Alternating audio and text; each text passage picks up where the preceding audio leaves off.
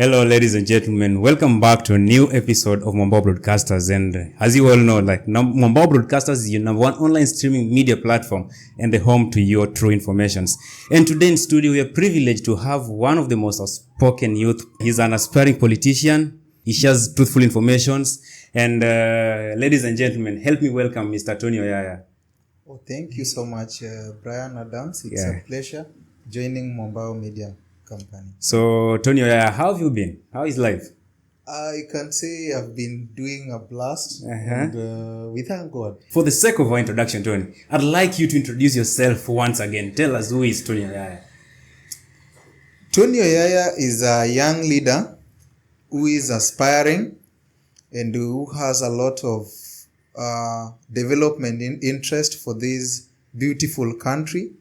Tony Oyaya has served as a student leader for over 4 years. I served as the deputy president in Ringa Boys High School in Homa Bay. I've equally served in Technical University of Mombasa as a speaker, also as an external hostels representative. And Tony Oyaya has also represented the youths in Kenya in various capacities. I've represented the youths in TFGBV and Climate Action Summit that happened in DRC. So Tony Oyaya has a lot of... Tony Oyaya is a developer. I'm a son and I'm also a businessman. Yeah. For those who didn't know, we grew up with Tony. That means I don't do commercial politics. You can misquote the business part of me. Tony, you didn't mention me anywhere. Don't tell the people that we grew together. I'm a friend to my commentator here. We grew together. We studied in Sony Primary School. And we're still walking this journey together. And I believe he'll equally grow. We need the part of a digital economy to ensure that this nation is doing very well. And we are here to support the digital economy. We appreciate the work that you're doing. And we appreciate Mwambao for the good job that they are doing. We must transform this nation. And Tony Oyaya is someone who believes in these three principles. Courage to lead, or courage to participate. I also believe in integrity to serve and wisdom to question things when they are not working out well. The last time I saw you people were having an interview. Orengo was supposed to be coming in Mombasa. That was the last time I was seeing you, and you people were championing. You were calling out. You were saying that you people have welcomed Mr. Orengo to Mombasa.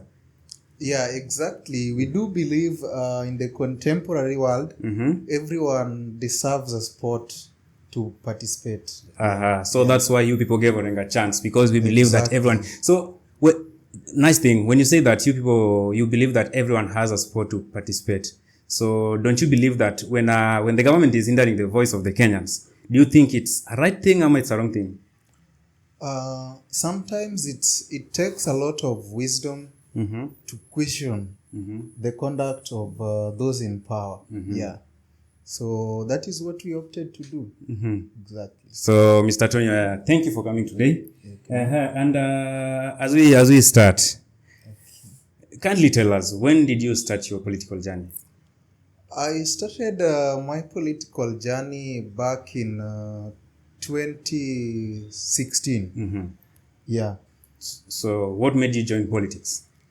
I joined politics, family background, I can say. As you all know, my great-grandfather, Ojwang Kombudo, was the MP for Nyakach. Your great-grandfather was an MP? Yeah, wow. The one who Adoma Kuwur took over from. And I loved his way of how he did his things, how he served people through his slogan, Kombudo Taya means light. And he did it so nicely. By then we had Akumu, who had a lot of money. He was financed by Jamal Gaddafi. And Kombudo had literally nothing, but he believed in politics of persuasion, negotiation and convincing people. And within by a landslide, Kombudo dealt with Akumu despite having a lot of resources, and he served very well. If you know, is part of his legacy. Odino Falls, electricity that we enjoy here in Kenya was commercialized right from Uganda, but through his efforts together with Bewot, they copy pasted what was taking place in Canada. They brought it, and right now we can enjoy free power. Odino Falls, we have the hydroelectric power systems that are that were installed there through the bills and motions that were pushed by Ojwang Kombudo. So I was inspired, and I decided to follow politics right from there. So you say that you're inspired from your great-grandfather. So are you joining politics just to honor the legacy of your great-grandfather, or you are joining politics because of your own self-interests? Not at all. Okay, I could mention partially because of my own interest as well. Part of my interest, or the own interest that I have, are the people. They are also my interest. Tony, sorry for cutting you short. Every politician say that the people are their own interest. Before they get into power, everyone says that, I am vying for this seat because I know what the people want.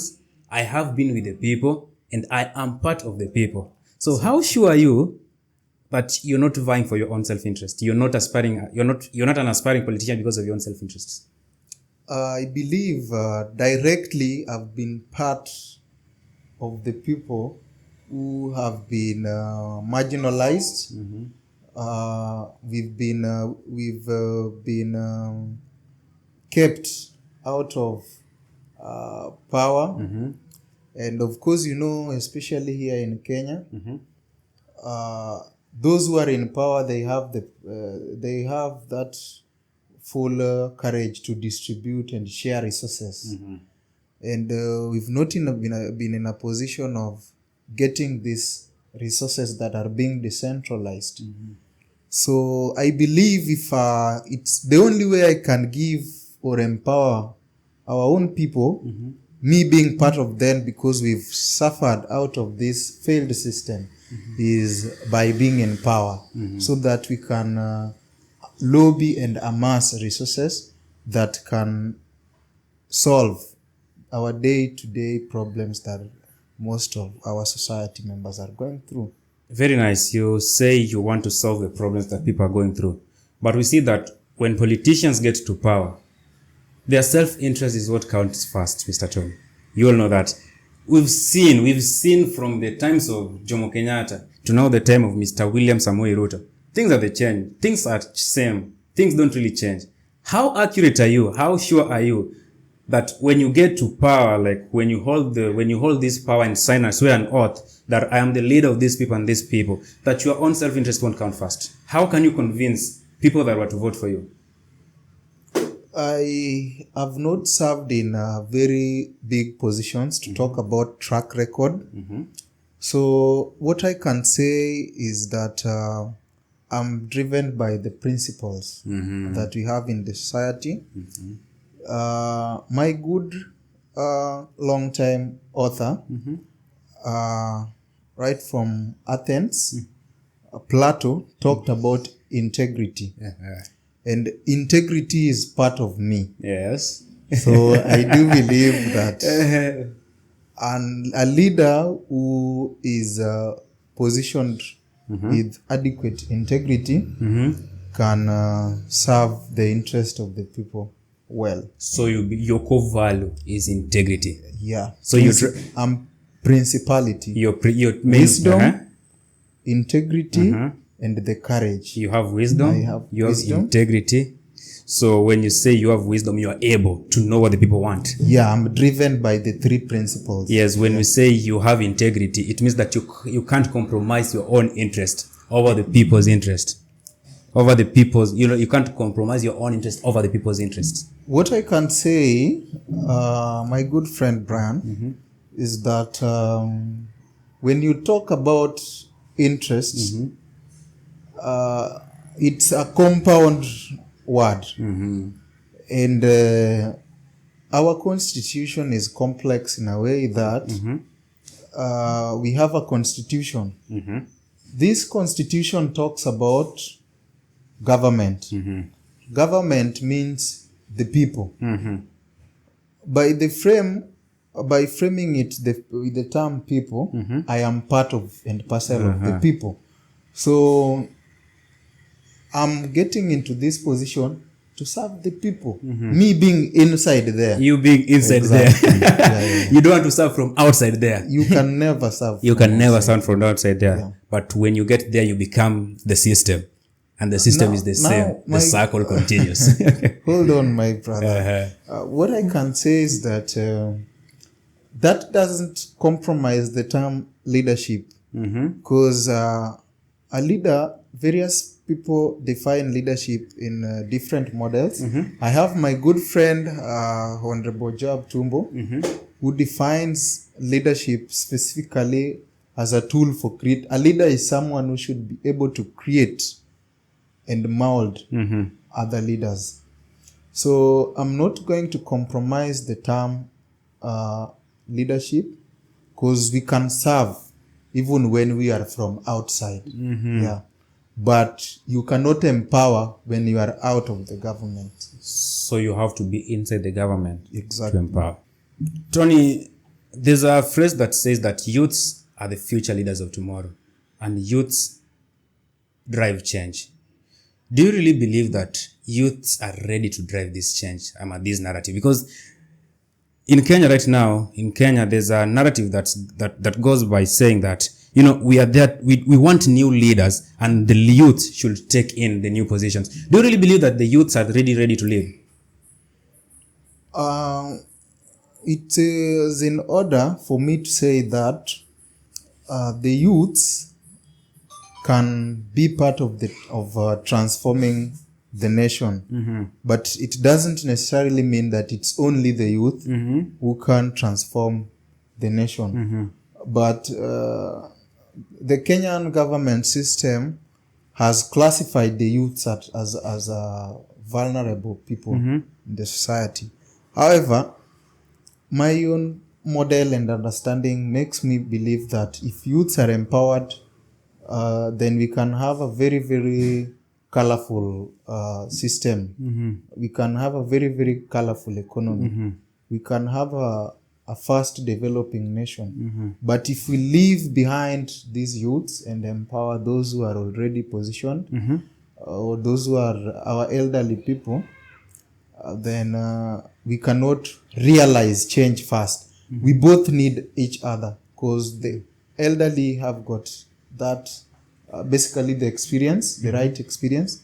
And we as the youth, we have that energy, that fresh energy that is needed for us to transform and make this world a better place. When you say that the elderly has experience, do you think that these elderly are using this experience for their own benefits? For example, in the year 2024, there was a finance bill battle where the youths never wanted the finance bill to be voted in, but the leaders, they voted in the finance bill.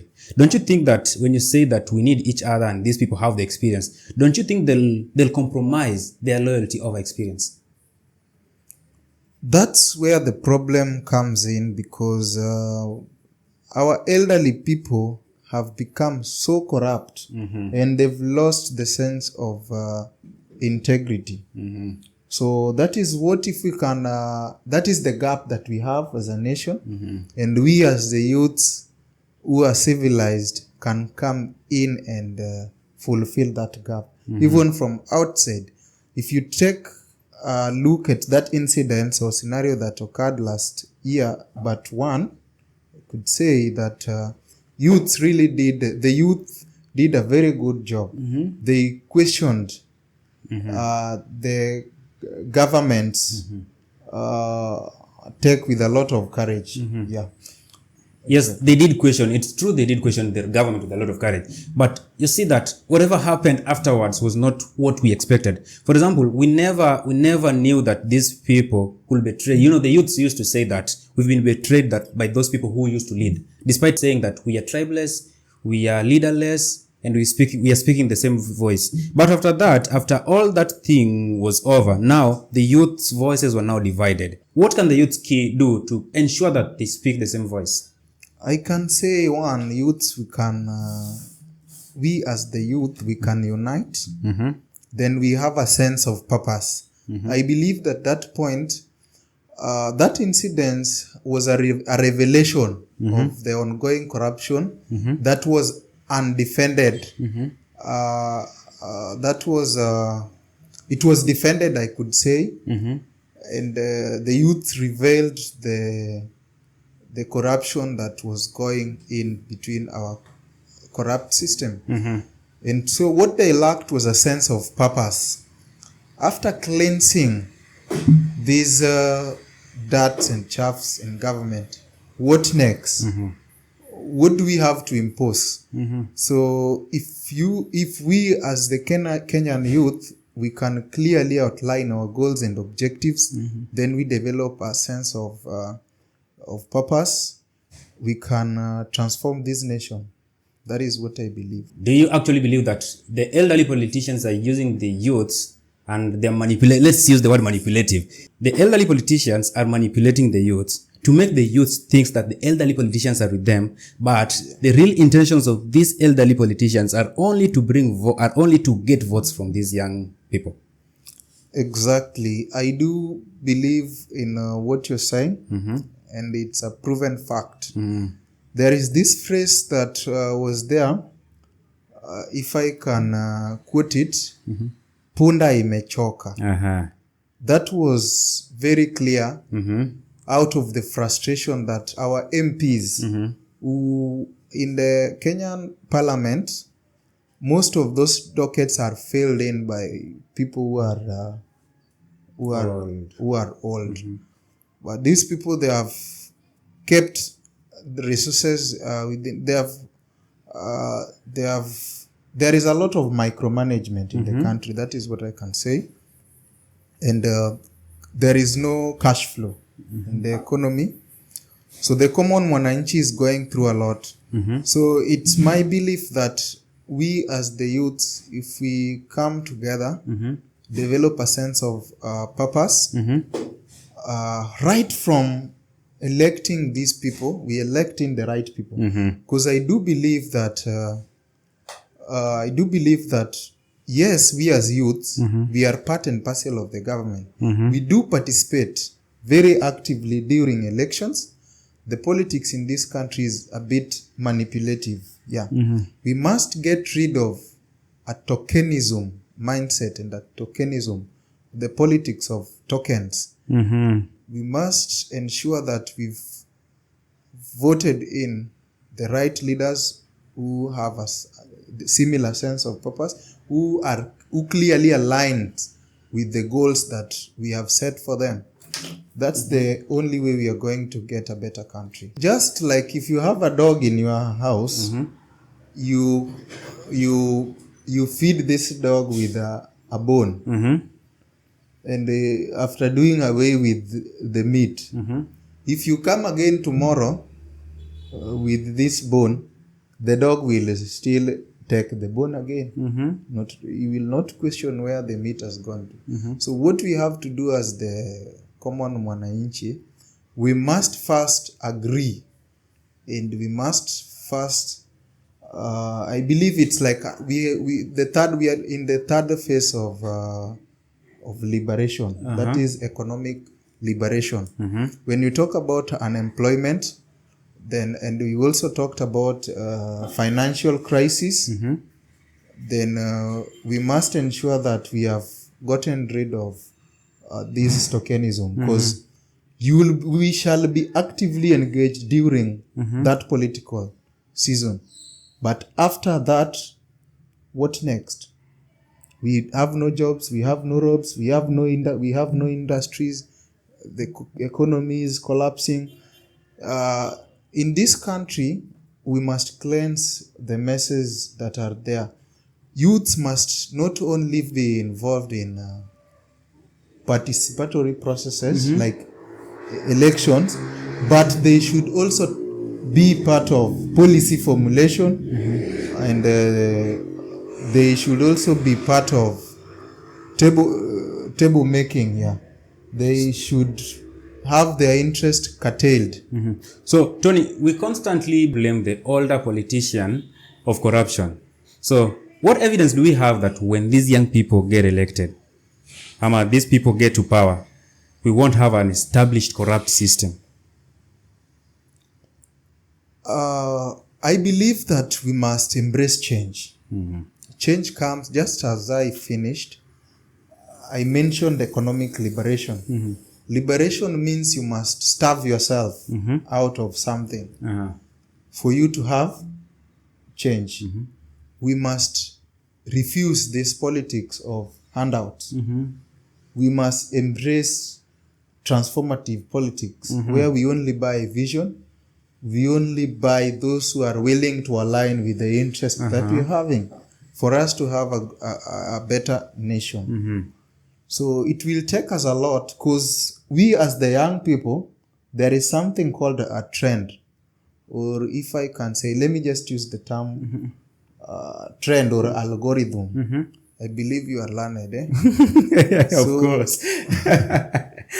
So the same system that we are using now, it keeps on changing, but we must accept that there is replication. So if we don't do things uniquely, then these young people who are going to secure these seats, they are going to copy or carry that model that our old brothers are using. So we must cut off. We must cut off some of the trends that we have in the society. So, Tony, before we conclude, just as we are about to conclude our conversation today, I want you, just in a minute, I want you to convince an elderly person that the youths are the right people.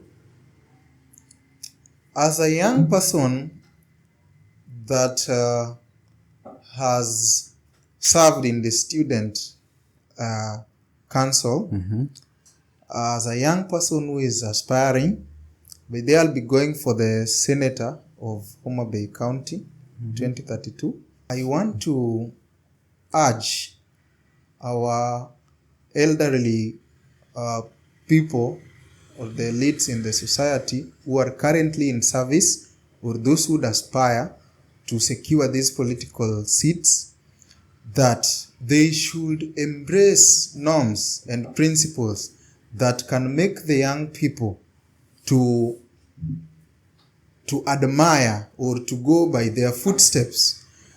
I can connotate and I can also present to you the legacies of, if I can mention, Tom Joseph Mboya.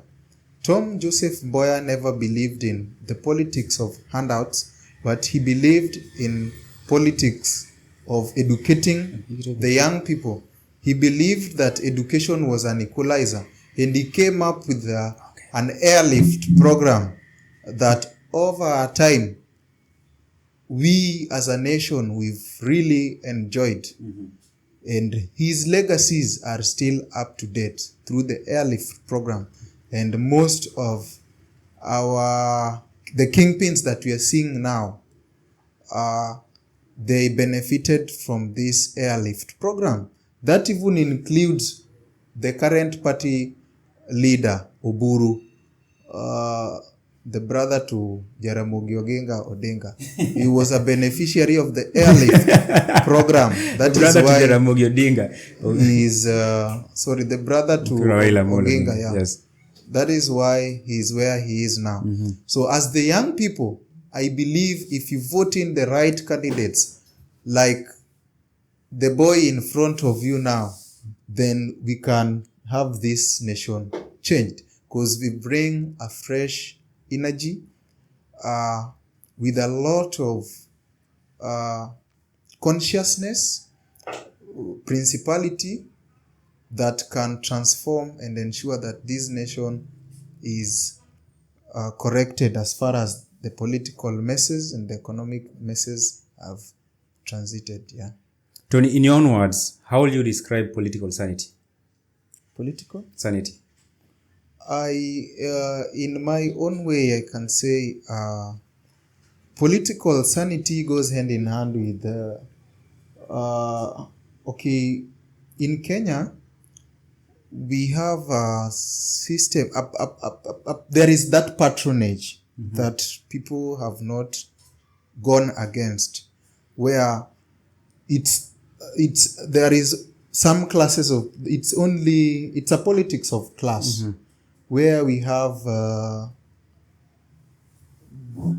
those who have been within the system. They are the only people that the citizens believe in. They believe they can transform this nation. Yeah, those who have the birthright. Yeah, and this one must change. We as the youths, if we keep on following those who are, we should not worship those who have enjoyed wealth in birthright, those who have ventured into power to protect their wealth, and we should change the political model that is working in this nation. I could convince the young people we are living in a digital world, and the digital media, the digital economy has played a very big role in transformation in the contemporary world. So let us go and follow the model that is working in USA, where if my brother here is contesting for a senatorial position or a gubernatorial position, it's the people who fund you to go and pursue their interest, not that a certain group that lies within that has been in politics for a long time, or those who want to protect their wealth. They are the ones who fund you so that you can protect their personal interests. Yeah. So, sir, as we finish our discussion, I know we haven't talked about a lot of things how we intended, but you'll pardon us for today. We'll make more of this time. But now, as we finish this, one of my second last questions: do you feel that the government is doing right to the youth of Kenya? According to me, as Tony Oyaya, it's my opinion, I'll say that the government is going absurd against the will of the young people. It's a government that would wish to silence. It's a government that would wish to silence the voices of the youths. It's a government that doesn't care that the youths are unemployed. It views the youths as a troublesome. It doesn't give the youth that empowerment that they deserve. Yeah. So you're against the government? I support the government because if you say that I'm against the government, that means you're trying to say I'm an anarchist. Something I must. I believe in the government, yes, but I do have a confidence in a working government. That is all I can say. Anyway, thank you so much, Mr. Tony. It was a pleasure time. It was a very awesome time with you here today. We appreciate the time that you made for us. This was such an insightful conversation. We've really learned a lot from you. We've learned that you are a man of principles. You're a man of integrity. You're a man of courage. Thank you so much.